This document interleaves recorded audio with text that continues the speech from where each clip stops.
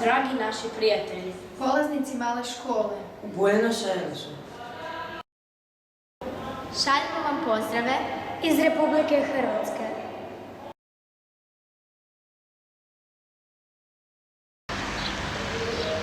Iz Zagreba. Iz osnovne škole Petra Preradovića.